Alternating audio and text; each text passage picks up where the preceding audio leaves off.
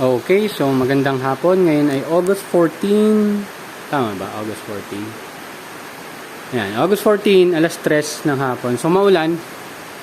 Actually, dapat ang video ko is yung doon sa ating taniman. So kung mapansin nyo, may mga styro na doon.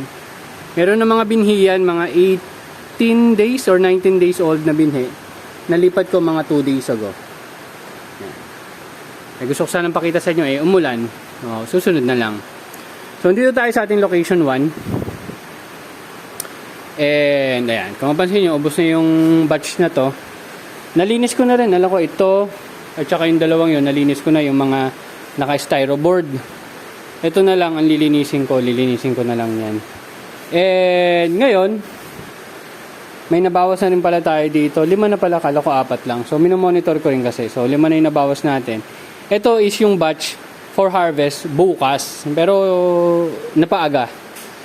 And also iniisip ko rin kasi nung napadaan ako kay Kuya Jojo kanina, nagdala ako ng 12 doon eh. Pag-uwi ko after ng mga alas 12, ubos na. So malamang mamayang hapon kasi magbubukas ulit siya mga alas 4 o 4:30. Hihingi ulit yun, siguro 8 o baka 12, pero baka bigyan ko muna siya ng 6. Kasi tulad ng nabanggit ko, sa 16, so 2 days, Sabado yon, 10 dyan, naka-reserve na. So naka-reserve na. So mapasin nyo rin yun, hindi maganda yung tubo. So it's either a problem ng timpla ng solution, or palagay ko is dahil manipis yung pinaglalagyan niya. Ayun, yung mismong container, yung styro, manipis. Yun natin, ako manipis nga. Ayan, ganyan siya kanipis. Pero mukhang okay naman, nasa 1 inch ba yan? Ewan ko. Yun yung usual na problema niyan. Pati dito, uminit yung tubig. So, bumaba yung oxygen level. Ayun, pangit yung ugat. Usually, ganun yung nagiging problem. Ayan, makita yung patay ng iba. So, yan yung mga mortality na hindi ko agad-agad na hindi ko pa alam kung paano ko talaga isusolusyonan. Pero, yun yung napapansin ko sa mga banda dyan. Banda dito, banda dyan. So, yun yung napapansin ko. Pero ito naman medyo okay eh. So, 50%, medyo mababa yung percentage nun. Pero ito ang mangyayari. So, ito, lilinisin ko na to. Kailangan ko na siyang malinis ngayong araw para bukas, malipatan ko na siya ng binhi. So, dyan mapupunta yung batch na dapat dun sa kabila ko gagawin. Kasi, hindi ko pa nagagawa yung another set ng taniman. Yung 3 set nga dun eh, na kada isang set, 2 box. So yung 3 set nga doon, hindi pa talaga siya fully complete. Pero ginawan ko lang ng paraan, papakita ko lang sa inyo yung nagawa ko. Pero siyempre may improvement pa yon later on. So focus lang muna tayo dito. So yan, nilinis ko na to. So lalagyan na lang to ng mga tubig. Linisin ko lang yon, then goods na ako para maglagay ng tubig para bukas ang umaga sisingaw. Tapos mga bago magtanghali, titimplahan. Tapos ayun. So dito naman, after ng batch na to, doon ulit tayo magtatanim. Pero kailangan matapos ko na yung 3 pang taniman. Yun yung challenge. Kasi kung hindi, mapupunta na naman ako dito. Kaso ang tanong, paano ko isisiksik? Kasi 90 pieces yun. Diba? Hirap. Ayun. Kasi after ng batch na to, naubos. Sabihin natin, naubos na. Ito na yung susunod. Medyo maliit pa. Pag nirelease ko kaagad yan, okay lang naman, nire-release ko. Yung susunod yan nandun. Napapaagad talaga. So, yun yung kailangan kong masolusyonan or yun yung sinusolusyonan natin, pero hindi kasi agad-agad. Yung adjustment ng tanim, adjustment ng dami ng itatanim, may proseso talaga. Ang problema nga kasi na pag mag-isa, medyo mahirap. Tapos, di ba nga, nasira nga doon. So, maraming nagsunod-sunod lang yung challenges. Pero yung pagtatanim ko ng buto every Friday, hindi ko talaga siya tinanggal. Or pinakalit ko na Sabado. Sabado na ako nakapagtanim kasi nakalimutan ko ng gabi ng Biyernes. So, ayun. Pero lagi tayong nagtatanim. Yun yung mahalaga. Tapos, hanggang makahabol tayo sa kailangan natin na taniman. Ang goal kasi natin, tulad ng nabanggit ko sa inyo, di ba dati, 90, 90, 90, 90. Tapos yung 2 week is 30, 30. So, ang nangyayari, ang ginawa ko ngayon, 90, 90, 90, 90, tas 60. Tapos sana yung susunod, 60. Pero ang kailangan kong magawa is yung taniman. na 1 by 1. Yun nandun kasi 1.2 eh. 1.2 square meter. Pero sa palagay ko 1 by 1. I-redesign ko ulit dahil medyo marunong na tayo welding. Palagay ko, kahit papano, magagawa natin. So, o kahit pa unti-unti. Ayun. Ayun, minisip na akong design eh, para mas mapapadali yung proseso ng pag-welding, then mas maganda yung magiging setup. Pero doon, ang inaantay ko, kung hindi ba masisira yung plastic, pag yan, malakas yung hangin, yan. Actually, ngayon, nag-aaral na rin ako paano gumawa ng clamp kasi based sa nakita ko doon kung paano ko sinet up yung plastic, mas maganda talaga nakaklamp siya. Kung nakita niyo yung clamp ko doon sa 1x3, parang ganun, pero gusto ko pa rectangle para mas maganda yung lapat niya doon sa tubular natin. Yan. Palagay ko mas maganda yon moving forward. Anyway, ayan. So, nandito yung buhay pa pala tong ating marigold na orange. Ayan, no? Buhay pa pala siya. Kasi kala ko sumuko na siya eh. Kasi yung isa sumuko na eh. Anyway, ayan. So ngayon, yun lang talaga activity ko. Wala naman akong kakaibang activity yung gagawin ngayon. And ayan, kung mapansin nyo, ito magkakabatch yan eh. Pero ito naapektuhan ng init. Ito naman hindi. So yan. So madalas talaga nagkakaproblema ako sa location na yon or banda doon. Yan. Sa naobserbahan ko. So ito master blend to. Master blend. Yan. Yan. Marami pa ako hindi nagagawa talaga sa totoo lang. Kasi nga medyo na-busy sa mga dapat gawin. At hindi ako makahabol kasi nga mag-isa nga lang. Pero yun naman yung pinupoint natin na kahit mag-isa ka lang, kakayanin mo makapag-produce ng good quantity. Hindi naman sa quality, medyo okay naman. Medyo okay naman. Ayan, yung quality natin. No, ayan. So, di ba nung nakaraan, nabanggit ko sa inyo may mga trips? Meron may mga trips. Pero yun yung inuuna kong nilabas. Ayan, no. Ayan, guys. So, wait lang. Ayan, trips yan eh. Ayan, no.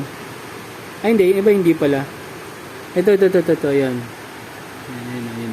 Parang silvery. Ayan, trips yan. Iba rin yung leaf miner. Iba rin yung red mites. Ayan. So, ito medyo maliit. Baka for personal use na lang to. Or pang freebie na lang natin dun sa bibigay nating 10. Usually, ganun naman. Ayun o. Sana nga hindi umabot dito sa kabila eh. Yan. Pero since napapaaga yung harvest natin, medyo na-control ko yung trips. Kasi yung mga nandito yung may trips eh. Doon. Tapos sinarvest ko kaagad. Tapos nilipat ko. Ayun. So far, so good. Ayun. Sa ngayon, pinoproseso talaga. Yung proseso talaga na pagtatanim natin ng lettuce, yung ini-improve natin para magtuloy-tuloy. And makahabol ng production. Yan. Usually, yun lang naman eh. At ang target natin is 90-90-90-90, 6 na weeks. So 200 ano pa rin yun, 270 per month. Pero at least consistent na. Kasi ngayon, unang month 270, next month mababawasan ng ilan yun? Mababawasan ng 60. So parang 210 na lang, parang ganon. So yun yung iniiwasan ko na ini-improve natin ngayon. Mas maganda 90-90-90 siya all throughout the harvest season. Hindi naman kakasya dito yon. Kaya kailangan natin ng tulong dun sa kabila. Yan. Tapos ayun, sana. And yun, yung makukuha nating mga collection, mga pera, ibang gagawa natin ng mga 1 by 1 na taniman. Yan. So, kung sa budget naman sa kada taniman, kasi yung na-budget kong 2 plus, sabihin mo ng 2.5, ay sabi mo lang 2.4 kasi tatlo yun. Nakagawa tayong tatlo. Tapos may mga sobra pang materyales. So, tatlo, sa 2.4, meron ka ng 800. Pero frame pa lang yun. Wala pa pala tayo dong net. Tsaka yung plastic. Yung plastic, mura lang yung plastic na nabili ko. Pero ewan ko, pag gagamit ka ng yung matibay na plastic, baka yun, mapamahal. So sabihin mo ng 1,000 or hanggang 1,200. 1,000 to 1,200 kada 1 square meter na taniman na makakapag-produce ka ng dalawang box is 30 pieces. So kung 1, 2 tapos meron kang 30, sabihin mo sa 30 na yon hindi mo mabenta yung, sabihin mo na 10 piraso, so 20 lang mabebenta mo. 20 times 35, that's 700. So yung 1 to mo mababawi mo in 2 harvests. So 2 harvests mo, 1.5 months per harvest, meron kang 3 months. 3 months to get yung investment mo dun sa taniman. Hindi na masama, hindi ba? Ayun lang, ano lang, rough estimation yun. Siyempre, hindi naman laging 700, pwedeng sumablay ka, pwedeng jumakpat ka rin naman, di ba? Lahat na patubo mo, di happy. Parang, kasi pag napatubo mo lahat ng 30, tapos nabenta mo lahat ng 35 yun, ano na yun, 1,050. Oh, saglit na lang, ano ka na, ROI ka na kaagad. Ay, mali pala ako. Sorry. Ayun pala, 700, tapos, ano ba, 30% nun, gagastos ka pala ng 10 pesos kada lettuce pa pala. I-minus mo dun. So, 300 lang pala. Minus 400 lang pala, 400 kada harvest lang pala. Sorry. So, kailangan mo ng 4.5 months. So, sabihin mo ng 5 months para mabawi mo yung investment mo. Pero yun nga, pag na-attain mo yun, lagi kang makakapagtanim. So, maggagana lang yung 3 months pag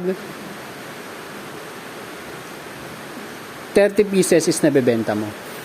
Ayan. Ewan ko kung nagigets nyo. Pero yun yung idea na nakikita ko sa ginagawa ko ngayon, sa ginagawa nating unti-unting improvement ng farm, unti-unting paggawa ng mga mini net house para manageable siya for one person. Yan. So, syempre, pag dumami na yung 1 by 1 mo, sabi mo 100 1 by 1, medyo maasikaso na rin yun. Di ba? So, siguro, yun yung next na pag-aaralan natin kung paano natin i-improve moving forward. So, ngayon, ang target ko muna is 600. Kung 600 yun, kailangan ko ng 20 na 1 by 1. Sa ngayon, meron tayong isang 1 by 3, tapos tatlong 1 by 1, or actually 1.2 by 1.2 yun. So, 6 na piraso pa lang. Kailangan pa natin ng 14. Pero dito kasi hindi na natin kailangan yun eh. So, mababawasan naman yun. Pero yun lang yung binibigay ko sa inyong idea kung paano natin to didiskartihan along the way. Ayun, so maglilinis lang ako. Wala naman masyadong kakaiba dito maliban sa trips or kung naman kung mga hindi tumubo at kung ayan. So ayan, mga spinach ko, nag-harvest na ako nung nakaraan. So may mga tumubo pa rin, may malalaki pa rin. That's it. Thank you very much. See you next updates mga tropa. Bye-bye.